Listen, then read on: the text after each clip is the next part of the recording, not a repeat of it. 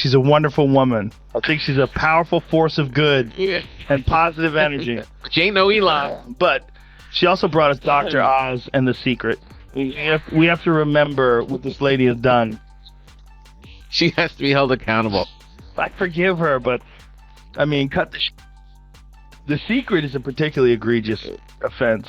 What, you don't You don't believe? believe? Oh, believe? I want to be rich. I am rich. I imagine myself flying. I can fly. I will beat my wings until I take off. When you hear Oprah, you probably think of wise words, warm hugs, and maybe free cars.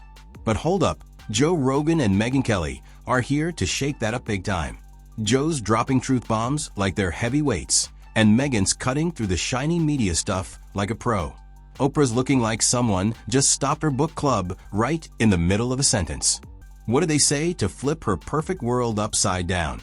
Get ready. This gossip's juicier than a big TV confession with no breaks. I used to love Oprah, like most of us who grew up when we did. And only now did I realize I was getting spoon-fed propaganda from this woman for years. Took her little setup packages as gospel. Before I was a reporter, I never even thought to question whether Oprah might be intentionally misleading me. Then last night, the dawn came and I was like, oh my God, she is not a reporter, she's propaganda. Picture standing on a pile of healthy smoothies, fancy crystals, and a bunch of spiritual helpers, but still not getting basic stuff. That's Oprah's world, where feelings beat facts and every problem's fixed with a pretty quote.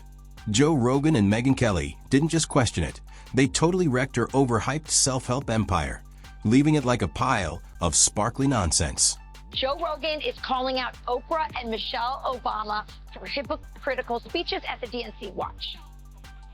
She's up there talking about income inequality. Like, hey, lady, you're rich as... Like, how is that equal? And also, when Michelle Obama was saying, I think she was saying her mother or grandmother was always suspicious of people who took more than they needed. Yes. Like, you are worth so much money. Take more than they need, Obama. 4 mansions. I mean, it's a bunch of rich people talking about rich people. Joe didn't come in fighting mad. He brought a big chair called logic. Megyn followed with a super strong truth attack. Together, they shredded Oprah's show like it was a boring talk. For years, Oprah's been like everyone's life coach, telling us to just believe in yourself. But it's like her advice has no real map. It just leads to trouble. And we all cheered, bought her books, and sipped her pricey wellness drinks full of fake science. What's the deal? What's up? Yeah. It was one of the more I want to say disturbing, but it was confusing when that was taking hold with people. When I had friends that were telling me that The Secret is real and that they imagined they were going to fulfill these childhood dreams that they had about whatever, being a fucking astronaut, whatever it would be. There's a couple people that I knew that were trying to tell me that The Secret was going to be the thing and that they had a vision board and they had photographs, they put pictures up of the things that they wanted.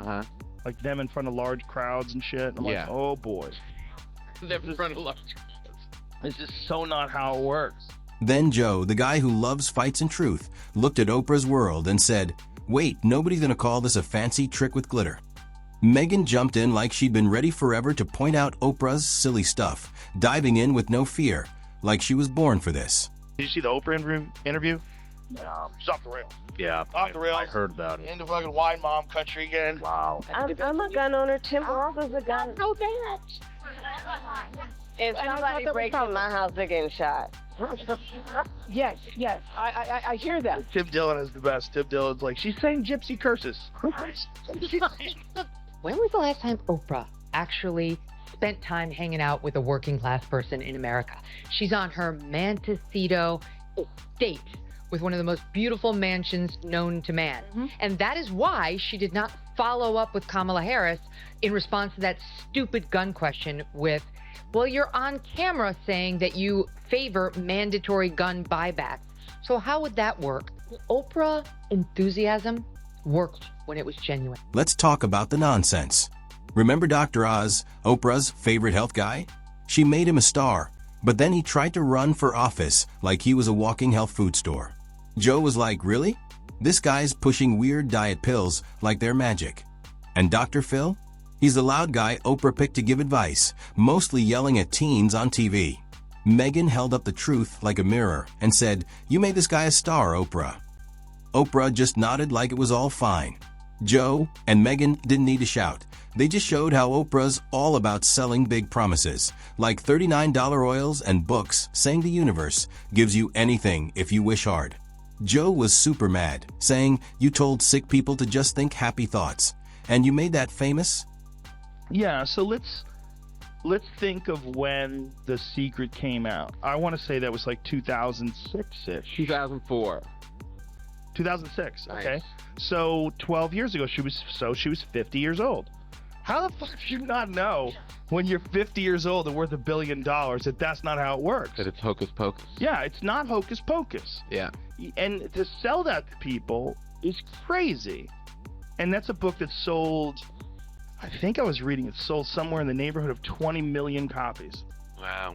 Is that what it says, yeah? Jeez. That's crazy. Megyn didn't just raise an eyebrow.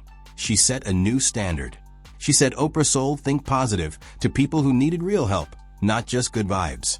Oprah acts like she's America's wise guide, but she built her fame on dramatic TV shows with wild stories. Joe was like, did we forget she hosted shows about people marrying animals? And now she's picking politicians like she's choosing pillows because they feel right. Megyn wasn't having it, saying Oprah's got more money than some countries, but acts like she gets regular people's problems. The only price hike she knows is her fancy candles. Joe leaned in and said Oprah acts unbiased, but her whole career is about making people feel things to sell stuff, all wrapped in cozy vibes.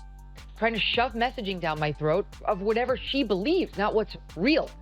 So, you remember she did that kind of factual interview after the, quote, documentary of Michael Jackson? Yeah. That was so dishonest. Yeah. She did not raise any of those accusers' serious compromising facts when she had them right there. Maybe they're telling the truth, maybe they're not. But as a journalist, you have to at least ask. You know, you've got multiple lawsuits against this estate, sir. Might that be an incentive to lie? Didn't ask. Megyn was nodding so hard, agreeing that Oprah doesn't just have bias, she is the bias. Her shows are all soft lights, clapping crowds, and sad stories, built by a woman who made crying a business. And her spiritual buddies? One guy talks about being present like he forgot his own name, and another gives advice so vague it's like a fortune cookie. Joe nearly fell over, saying Oprah made a fortune on this fuzzy stuff, calling it wisdom. Megyn was fired up, saying Oprah sells peace like it's a bath product but ignores real problems. Her influence isn't just TV. She's got podcasts, charities, everything. Every time someone lights a candle and writes in a journal instead of paying bills, Oprah gets richer. Joe was shocked, saying she tells people to trust their gut, even when it's totally wrong.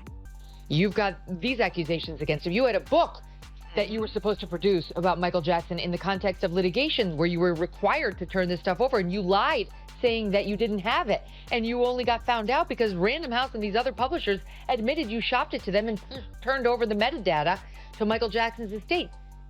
This guy, my point is simply, this one accuser was very compromised, and she had him right after the documentary. It aired on HBO right after. Didn't ask a question. Then she gets Meghan Markle. That was another propaganda fest. And the weight loss stuff? Oh boy. Megyn was super sarcastic, saying, so Oprah's all about loving yourself, but now she's selling diet drugs like it's a new lotion. Joe laughed so hard, saying, you're perfect as you are, until the money says no. The crowd was loving it. Oprah's all about being real, but her whole world is full of mixed messages. She's the truth queen who backed people saying smoothies cure serious stuff. She's the good guy guide who always lands on the money side of things. Joe and Megyn didn't say anything new. They just said what everyone's thinking, loud and clear, with no sugarcoating. Oprah's been floating above criticism forever, like a wise fairy. Question her? You're mean. Doubt her brand? You're not aligned. But Joe and Megyn didn't care. They tore it down and left her sparkly empire in pieces. My point is coming from the other way. She had the accusers there And the accusers may or may not have had this experience with Michael Jackson. Oh, you're talking about the HBO doc? Yes. Yes. But she failed to bring up prior inconsistencies in their stories that really did compromise their stories. I don't know what happened. I understand what you're saying. So Okay. I'm just saying, as a journalist, which she purports to be, Right.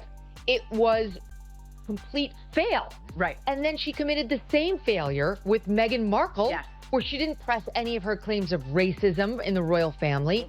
And now we have the ultimate culmination of her journalistic fail. Megyn dropped the mic, saying, "You're not just a TV star. You're a billionaire blogger with a fan club." Joe backed her up, saying Oprah sells health like a fast food salad. It seems good till you check what's in it. That's the roast. No tricks, no arguments, just two people looking at the mess of Oprah's glittery world and asking, how do we let this go on? Strip away the candles, soft music, and slow tears, and you see a brand with real consequences. Thanks to Joe and Megyn, the vibe's gone. It's not just a TV empire anymore. It's like a fancy dream. They didn't just point fingers. They ripped down the shiny front like it was cheap wallpaper. Under all the glitter, it's a self-help scam with candles. Oprah didn't build a brand. She built a belief where she's the star and the product. Her hypocrisy's top-notch. She says be real, but only shows up with perfect lighting. Joe was amazed, saying her image is guarded like a treasure vault. Oprah didn't help by sort of saying it's cheating. What do you mean it's cheating? It's a drug that helps people control their appetite. How is that cheating? So she was probably on the wrong side of things when she was saying that. And now I think she was sort of forced to admit, because as you say, it's obvious. Somebody like Oprah, who's constantly up and down with the weight and hasn't been on the skinnier side for a long time, and then suddenly, after this miracle drug comes, like, we know. But she's still a spokesperson for Weight Watchers, and I guess she's going to still tell us that point system is really what's behind the weight loss. Megyn didn't flinch. She knows a fake story when she sees one, and Oprah's is top level. 1 minute she's in a field talking about healing. The next she's charging tons for a retreat that's basically fancy group chats with fancy water. It's spirituality with a sponsor. And her big performances, crying, deep looks, long pauses, are like a movie act. Joe, who loves straight talk, couldn't hold back, asking, is this growth or just great advertising? Every show, every special, is another piece of her self-help empire, disguised as helping people. Her fans aren't just fans. They're followers who thank her for it. They cry just being near her, like she's magic. Megyn went hard, saying fake humility's bad, but fake activism's worse. Oprah cries about unfairness 1 minute, then poses in a super expensive coat talking about hard times from her fancy house. She nailed it with pure takedown energy. She first hit the scene in like the 1980s, and she was fresh out of Chicago. She was in Chicago for the launch of her national talk show. She was something electric and interesting and authentic, you know. I miss that Oprah. She was just genuine. Now this thin Ozempic Oprah has lost, along with the pounds, her heart, her sense of authenticity. And what we're getting these days is this cleansed, elite, billionaire version who wants to scrub the record of fat. Then came Oprah's new move, less books, more politics.